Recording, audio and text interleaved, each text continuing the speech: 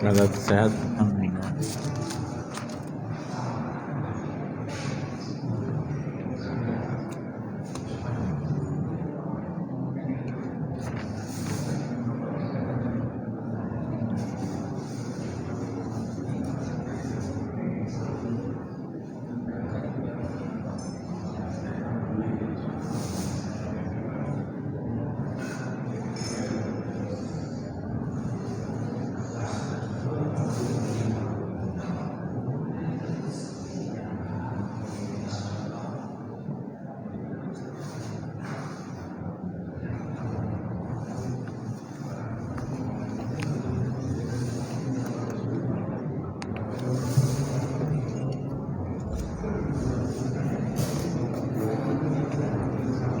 Bismillahirrahmanirrahim. Assalamualaikum warahmatullahi wabarakatuh.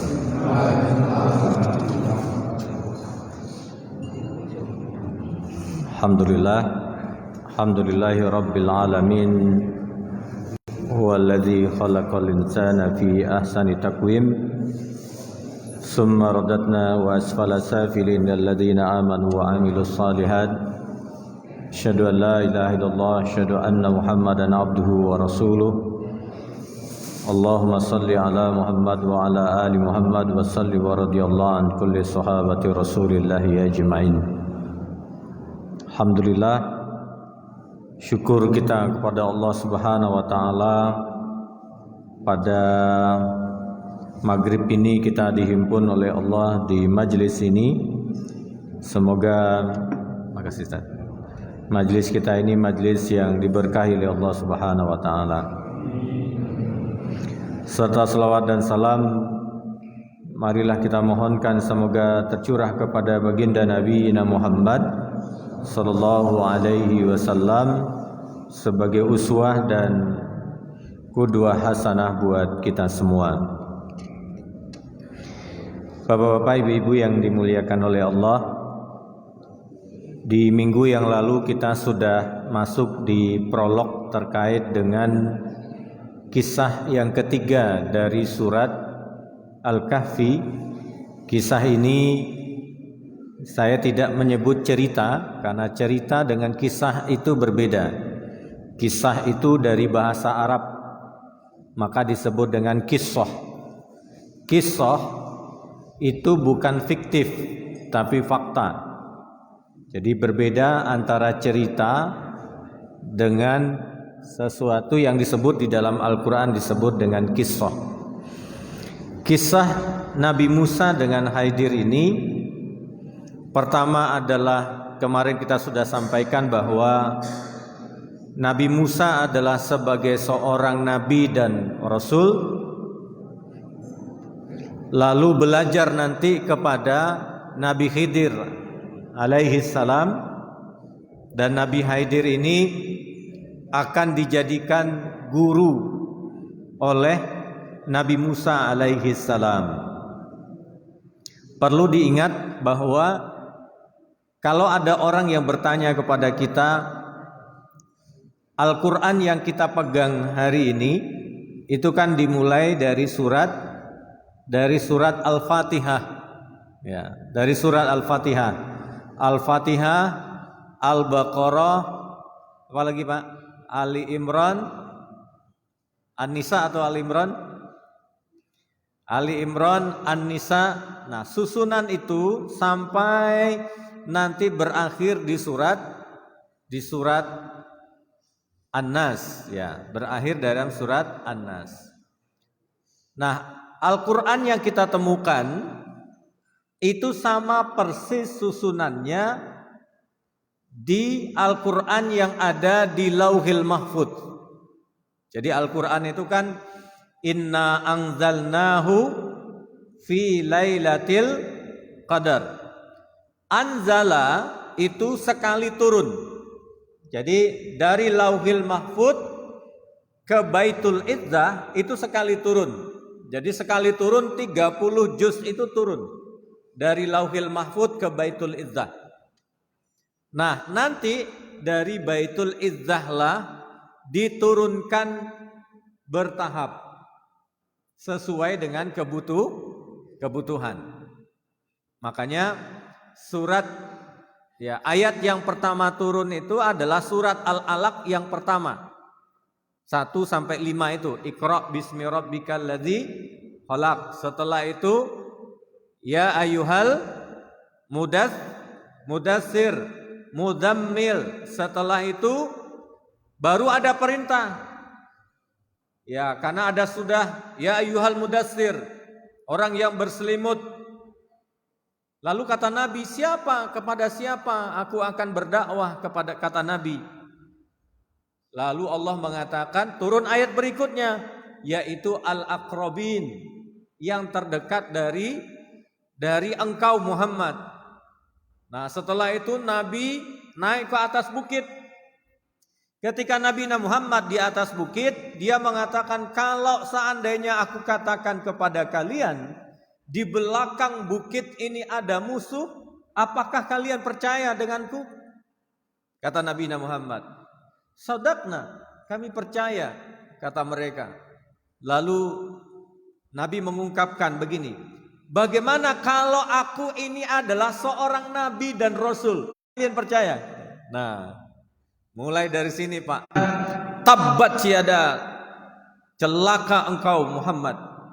Ya, maka turunlah Abu Lahab ya, turun surat tabbat yada abi lahabiu watab. Nah, jadi ayat Al-Quran itu turun berdasarkan kebutuhan sejarah kenabian sampai risalah keislaman itu menjadi utuh. Nah, surat Al-Kahfi yang berkisah tentang Nabi Musa alaihi salam dengan Nabi Khidir ini berawal dari yang kita bahas minggu kemarin di ayat yang ke-60. Wa iz qala Musa li fatahu, dan ketika Musa berkata kepada pembantunya, fata itu artinya anak muda. Jadi begitu Pak.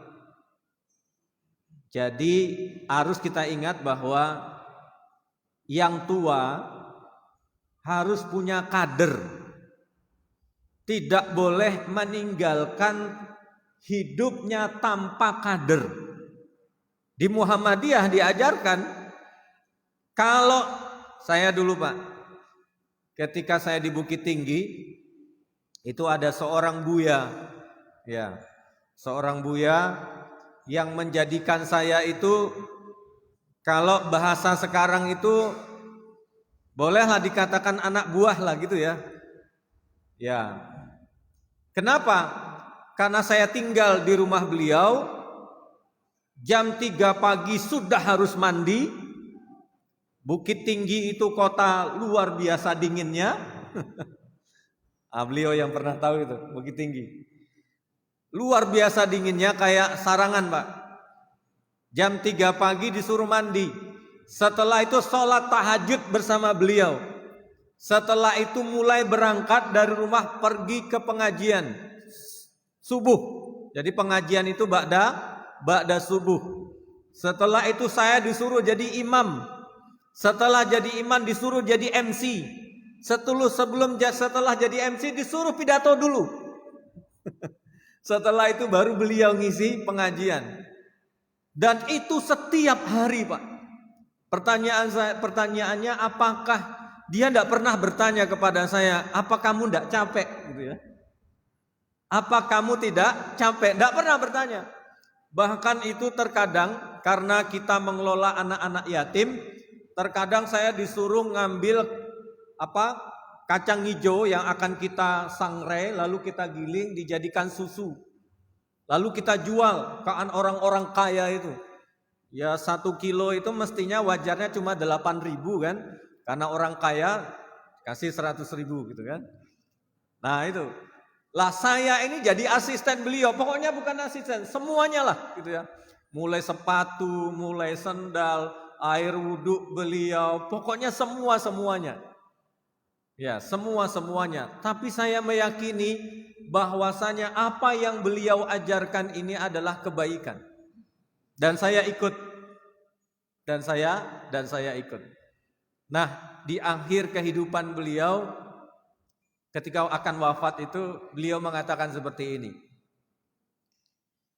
Yuf, apa kamu lelah katanya? Apa kamu capek katanya? Kata beliau, istirahat kita hanya di surga. Istirahat kita hanya di surga. Lelah kita di dunia ini adalah memang jalan kita. Sengaja saya jadikan kamu itu tinggal di rumah, yo sehari-hari yo disuruh semuanya pokoknya Pak. Dan saya sami'na wa ata'na. Sami'na wa ata'na. Nah, jadi apa kata beliau? Istirahat kita hanya di surga. Nah, di ayat ini kita memahami bahwa Musa alaihi salam punya fata. Iz qala Musa li fatahu. Ketika Musa berkata kepada anak muda. Artinya apa, Pak?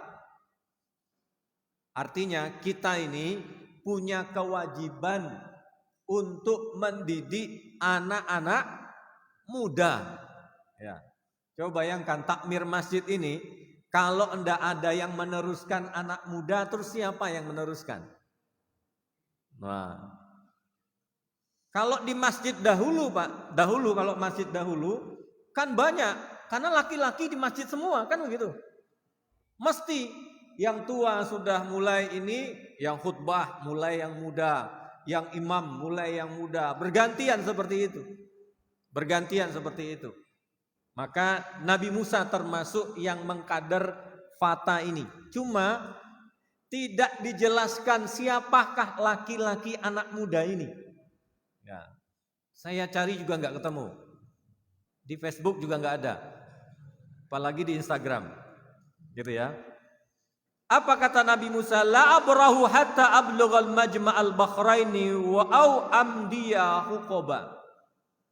Nah, ini pelajaran yang diajarkan oleh Nabi Musa alaihi salam kepada anak muda ini.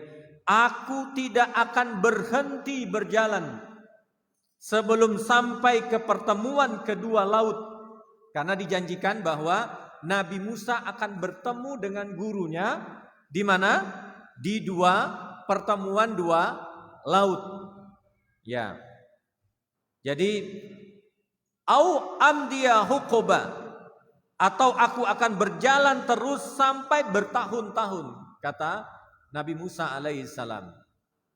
Jadi ini nasihat yang kuat yang diajarkan oleh Nabi Musa kepada anak muda ini.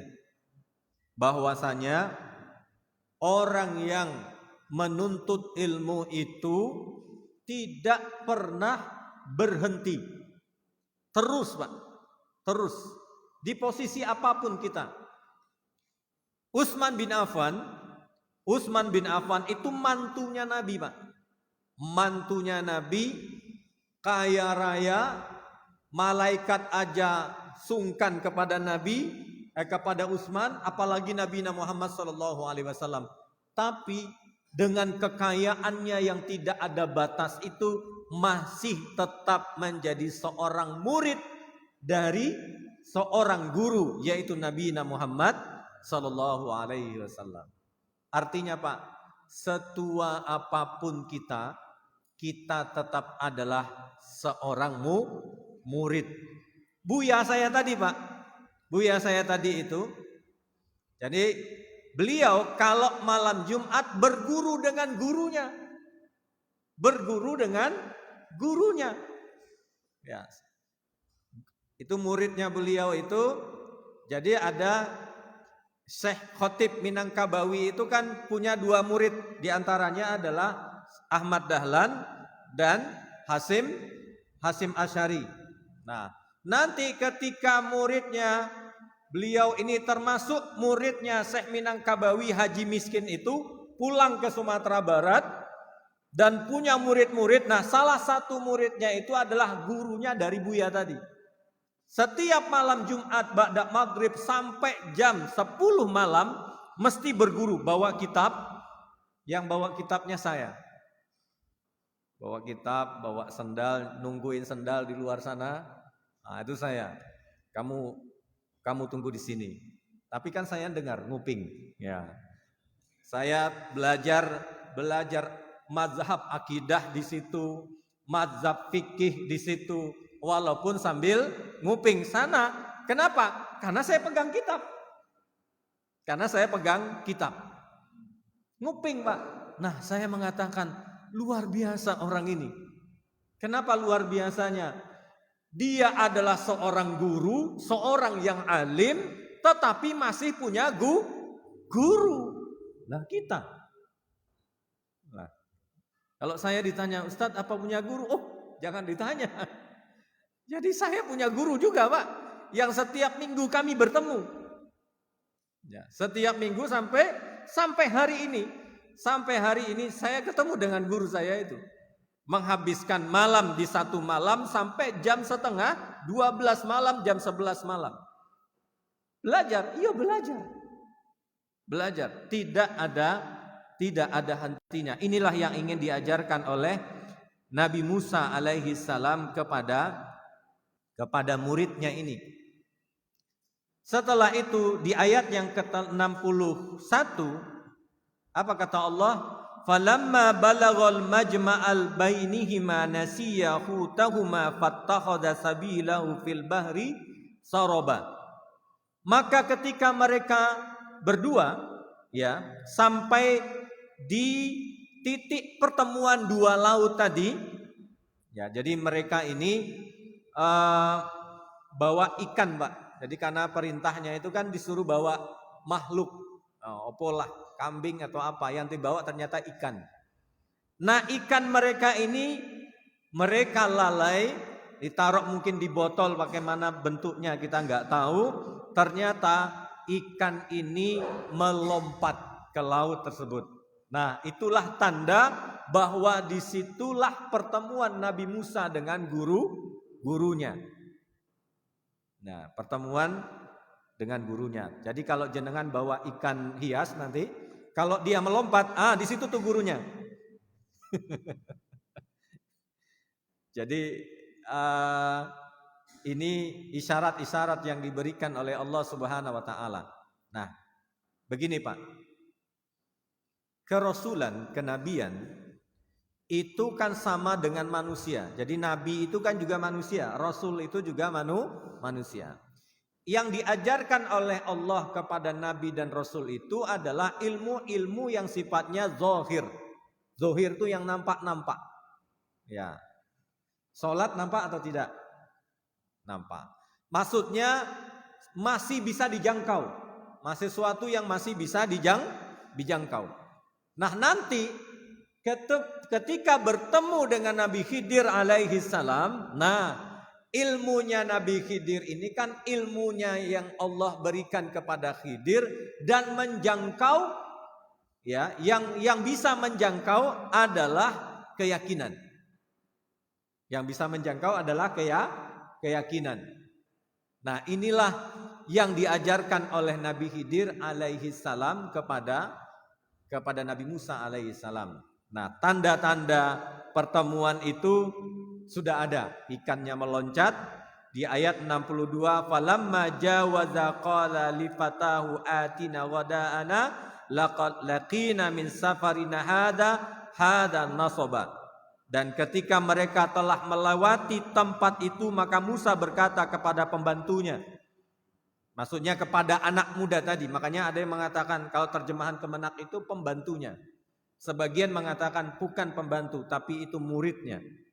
Tapi persoalannya adalah siapakah dia? Ya, ini bukan kuis ya, Pak. Siapa dia? Lalu kata Nabi Musa, bawalah kemari makanan kita. Sesungguhnya kita telah merasa letih karena perjalanan kita ini. Ini yang disampaikan oleh Nabi Musa alaihi salam. Lalu di ayat yang ke-63, saya percepat saja. Qala ara'aita iz awayna ila sakhrati fa inni nasitul huta ma ansanihu illa syaitan an azkura wattakhadha sabilahul bahri ajaba. Dan ketika pembantunya menjawab, tahukah engkau ketika kita mencari tempat berlindung di batu tadi, maka aku lupa menceritakan tentang ikan itu. Tidak ada yang membuat aku lupa untuk mengingatnya kecuali setan. Dan ikan itu mengambil jalannya ke laut dengan cara yang aneh sekali.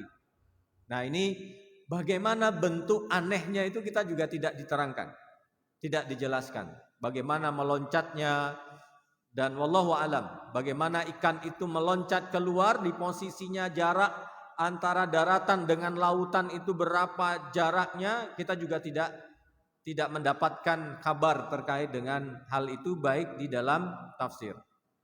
Qala kadzalika ma kunna nabghi fartadda ala atharihima qasasa.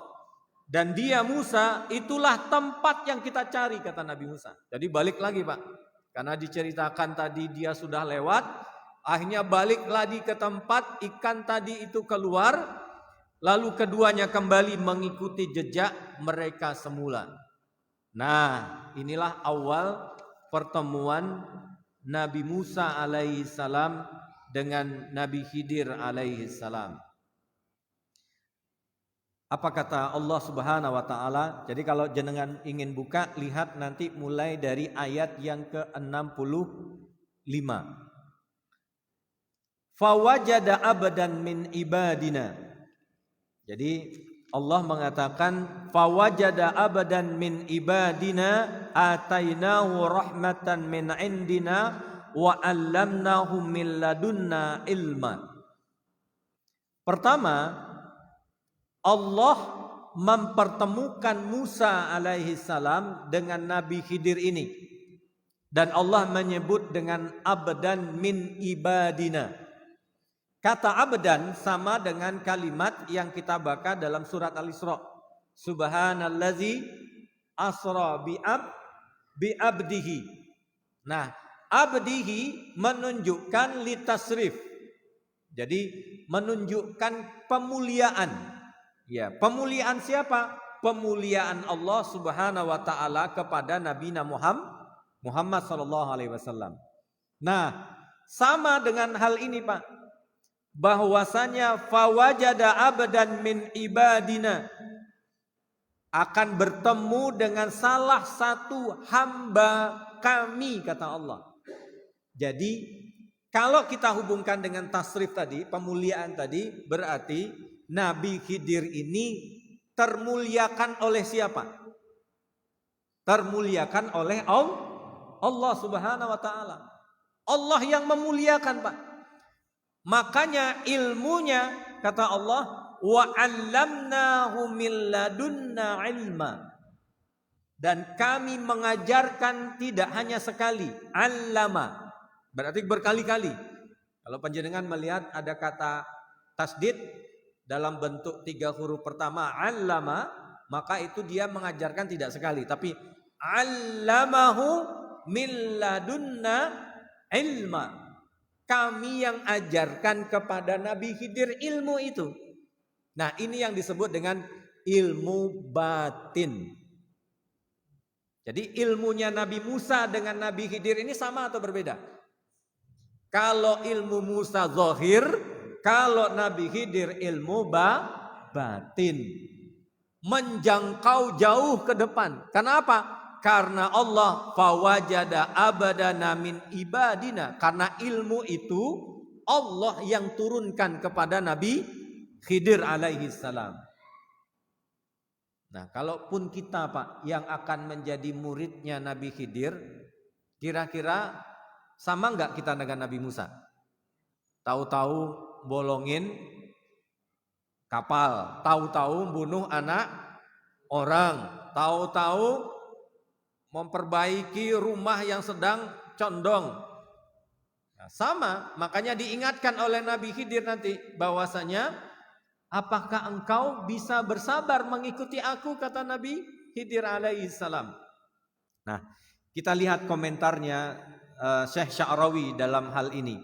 Apa kata beliau? Fa in kana Allah, fa in kanat lillahi ta'ala fahiyal 'izzu wasyaraf. Jadi bahwasanya dari ayat ini bahwa Allah lah yang memiliki izzah. Izzah itu apa? Kemuliaan. Jadi kita ini, Pak, boleh enggak kita minta-minta?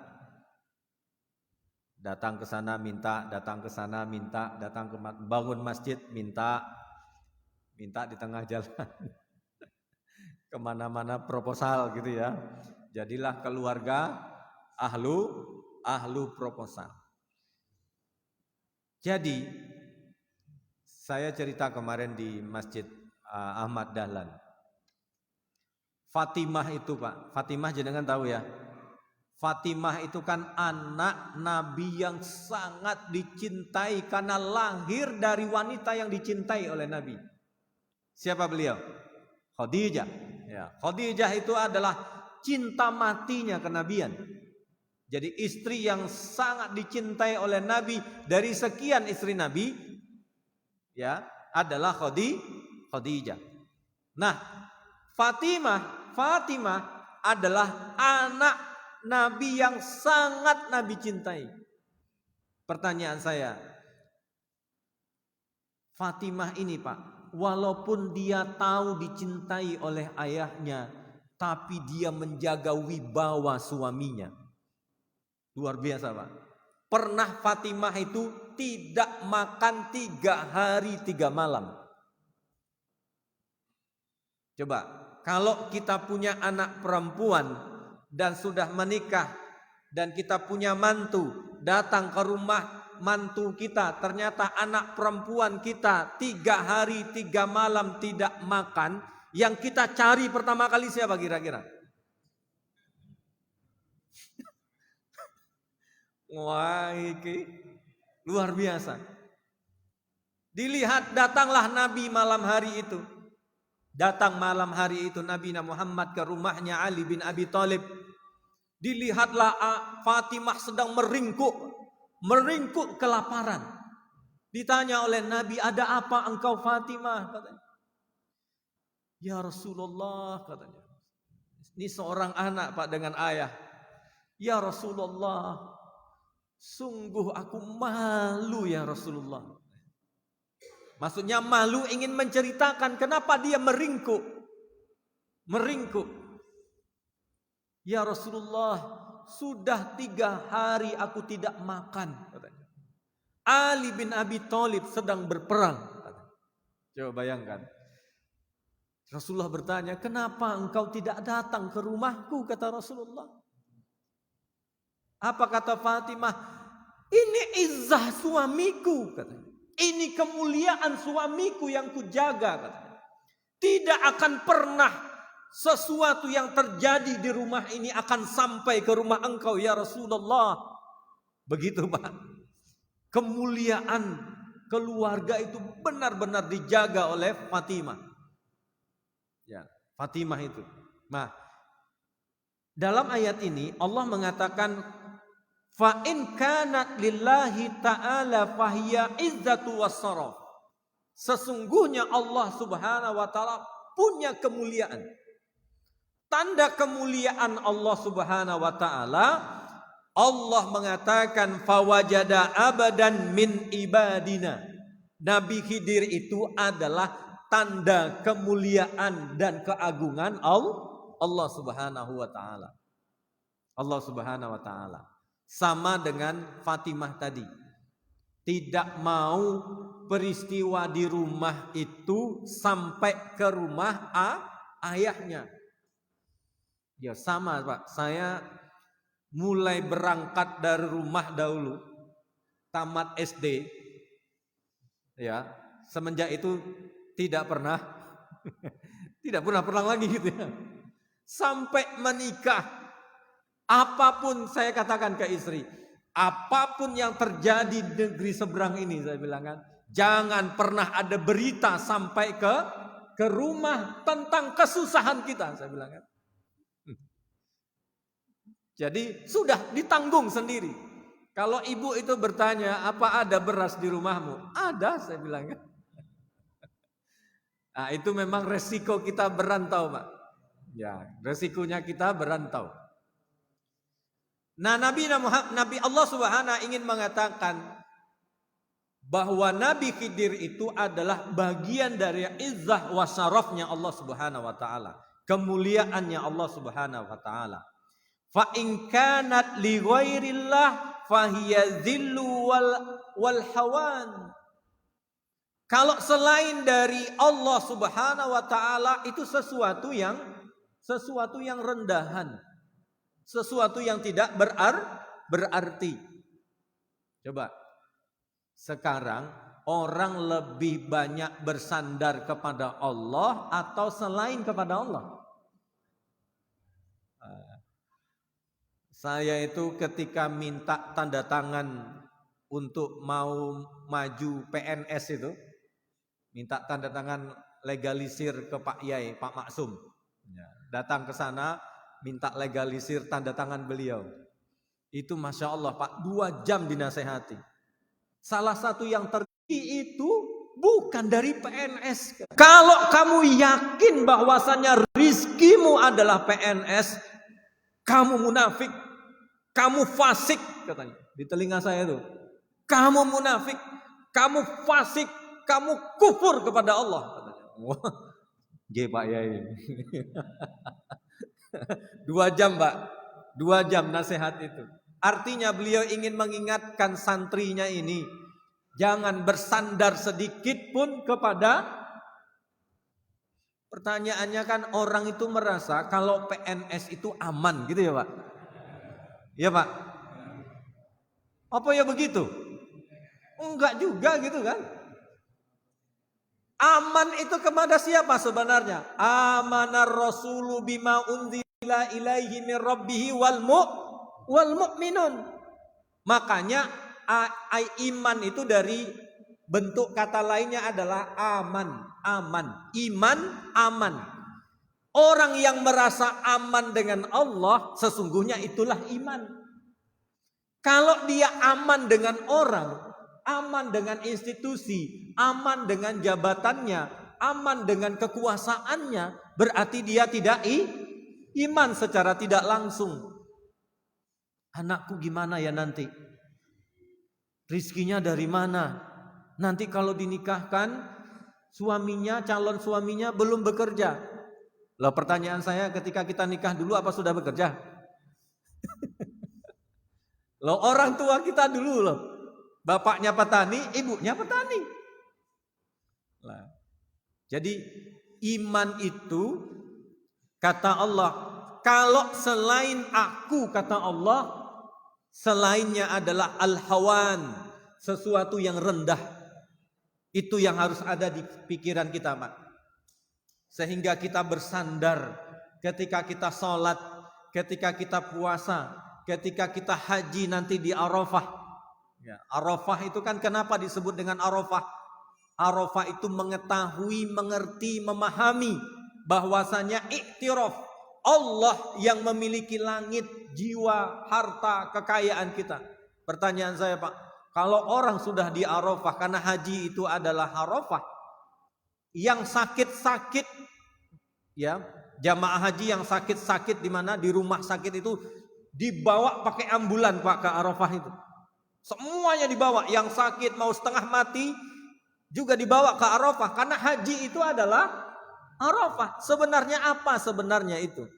Ingin Allah mengatakan anallah, aku ini Tuhan kalian, tempat bersandar kalian, tempat mengerti tentang dunia ini kata Allah. Jangan menengadahkan tanganmu kepada manusia. Itu yang Allah ingin sampaikan Pak, secara tidak langsung. Nah, jadi kata Allah, fawajada abadan min ibadina, engkau akan bertemu dengan tidak sembarang orang. Kenapa? Karena orang ini adalah syarafnya Allah, tanda kemuliaan Allah Subhanahu wa taala. Jenengan pernah bertemu dengan orang yang seperti Nabi Khidir? Belum ya Pak? Belum. Karena memang Nabi Khidir ini spesial. Apa masih bisa ada orang seperti Nabi Khidir? Kalau ada ayatnya saya mau. Kalau ada hadisnya saya mau. Tapi kalau tidak ada hadisnya, nggak ada ayatnya, nggak bisa diikuti. Ya. Ini karena ilmunya ilmu luar biasa. Lalu kata Allah, wa atainahu rahmatan min indina, kata Allah. Jadi innan nabi, bahwa nabi lam ya'khudh khutwatan Isra wal Mi'raj illa innahu abdulillah. Jadi Nabi Muhammad itu kan mulia, Pak. Nabi Muhammad Rasul itu kan mulia. Tapi kata Allah, lam yadkhud khutwatal Isra wal Mi'raj illa li'annahu abadillah. Tidak mungkin dia bisa Isra dan Mi'raj kecuali dia hamba Allah. Jadi apa yang bisa kita pahami? Begini, Pak. Banyak keajaiban yang Allah berikan kepada kita sebagai seorang manusia, apalagi kita adalah abdullah, menjadi budaknya Allah Subhanahu wa taala. Maka banyak keajaiban. Ya, baru terlintas di hatinya pingin bakso. Tahu-tahu ada yang nganterin bakso. Baru terlintas dalam hatinya, Ustaz, apa katanya? Ya Allah, coba dia itu jadi istri saya. Tenanan, calon mertua datang melintas di depannya. Lalu dia berkata, maukah engkau menikah dengan anakku? Artinya bahwa kalau kita mengaku menghamba diri kita kepada Allah, banyak jalan yang Allah akan berikan kepada hamba itu, kata Allah. Wa may yattaqillah yaj'al lahu makhraja wa yarzuqhu min haitsu la yahtasib. Asalkan jadikan kita abdullah, kata Allah. Makanya bahkan Nabi, kata Allah, walam ya'khudh khutwatal Isra wal Mi'raj illa li'annahu abdullah. Tidak mungkin terjadi Isra dan Mi'raj itu kecuali sekali bermuhammad yang benar-benar mengaku dirinya adalah hamba Allah. Nah, jadi bisa kita paham, Pak. Kalau ingin kita mendapatkan hal-hal yang luar biasa dari hidup kita, jadikan diri kita menjadi budaknya Allah Subhanahu wa taala. Budaknya Allah Subhanahu wa taala. Jadi memang Ustaz, kayaknya berat, Ustaz. kayaknya berat. Bukan berat. Persoalannya mau dan tidak mau, ya. Ke masjid ini sebenarnya ringan atau berat? Ringan, ya, ringan yang sudah terbiasa ke masjid. Berat bagi orang yang tidak terbiasa ke masjid. Coba bayangkan subuh itu kan tidak nyaman itu ke masjid. Iya, Pak. Wong lagi enaknya tidur, lagi mimpi ketemu dengan Fatimah gitu kan. Disuruh ke masjid gitu kan.